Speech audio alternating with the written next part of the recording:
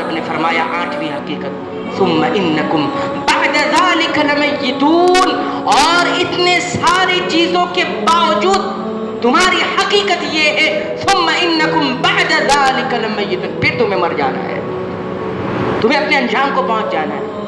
مر جائے گا انسان، کتنی بھاگ دوڑ کرے گا، کتنا کمائے گا، کتنی شہرت حاصل کرے گا، کتنی عزتیں حاصل کرے گا، لیکن انسان کی حقیقت ہی یہی ہے ثم انکم بعد ذلک لمیتون، مر جانا ہے، ختم ہو جانا، سب کچھ چھوڑ کے جانا ہے، اپنے وجود کو چھوڑ کے چلے جاتا ہے انسان۔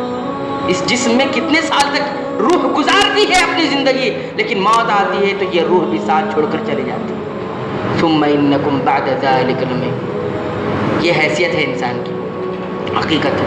اس کے بعد فرمایا معاملہ ختم نہیں ہوگا، معاملہ ختم نہیں ہو جائے کہ موت آ گئی ختم ہو گیا معاملہ، نہیں، ثم انکم یوم القیامت تبعثون، اس موت کے بعد ایک ایسا دن بھی آنے والا ہے جہاں تمہیں دوبارہ اٹھایا جائے گا، اور اس موت سے پہلے والی جو زندگی تم نے گزاری ہے اسی زندگی کا حساب لیا جائے گا۔